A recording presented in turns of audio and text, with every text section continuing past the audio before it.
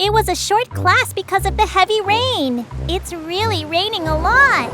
Well, let's head home quickly before it gets worse. My shoes are all wet. I know, there's water everywhere. I can see the house. Let's go. Don't run, you might fall. No! You startled me. Sorry, you almost hurt yourself. I'm sorry I was angry. Thank you for your help, Sukom. That's okay. It's raining a lot more now, so let's be careful and get home safely. Okay. Look, I can't tell the difference between the road and the sidewalk. It's because the water's risen and caused a flood. A flood? I saw one on TV. People have to walk around in boots. Sukom, can you tell us more about the floods?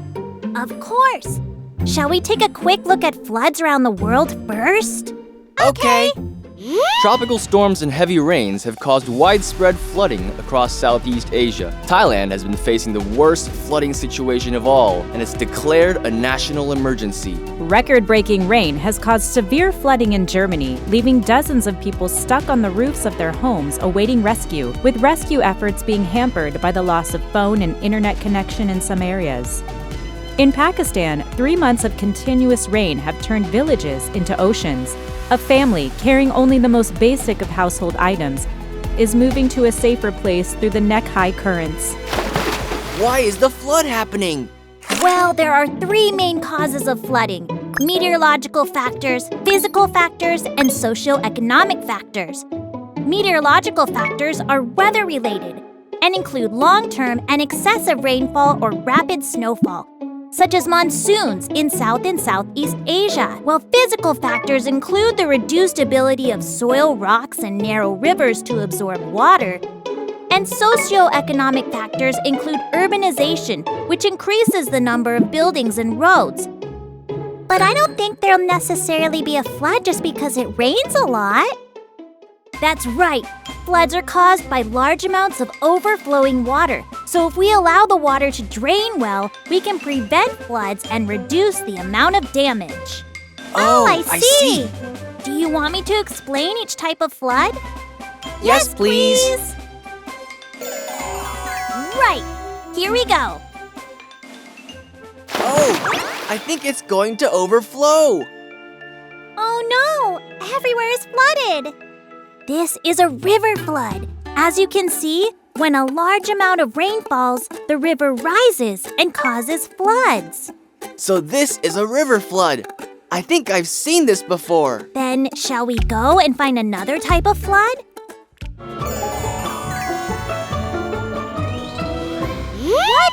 This is where we were walking earlier.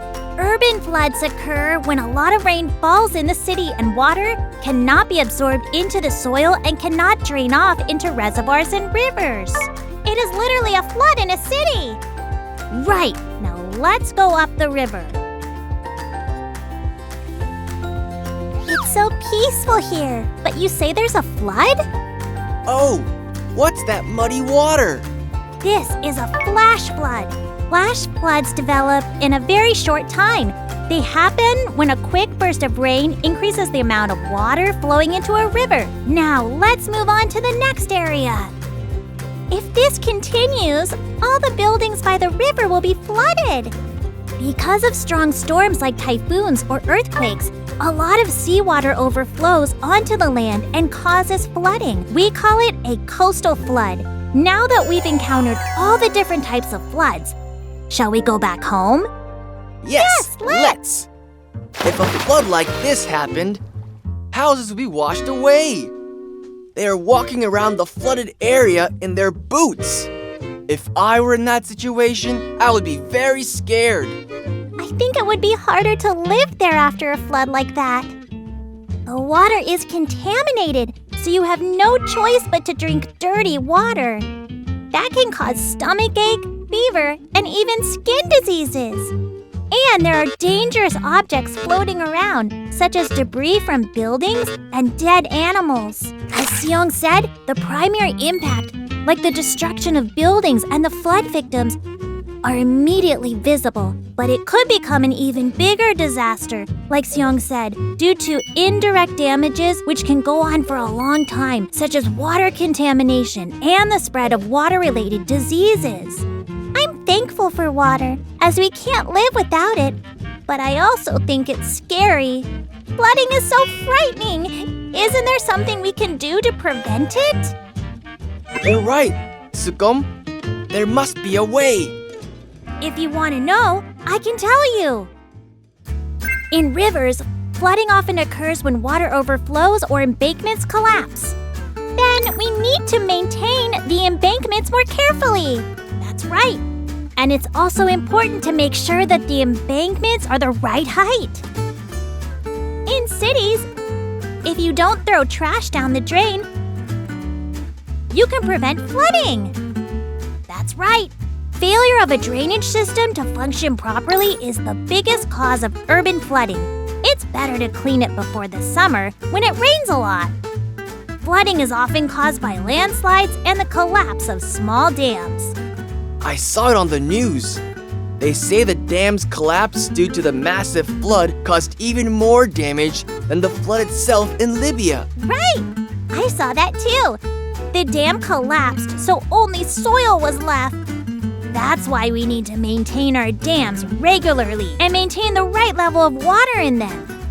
The best way to prevent flooding in coastal areas is to build breakwaters of the right height, right? Yes, that's right.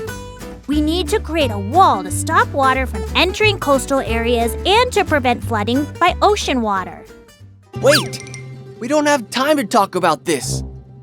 There's a flood going on in front of our house right now. Sagum, what should we do? Have you ever heard of a flood response manual? Flood response manual? I've never heard of it. It's a manual that tells us how to behave in a flood.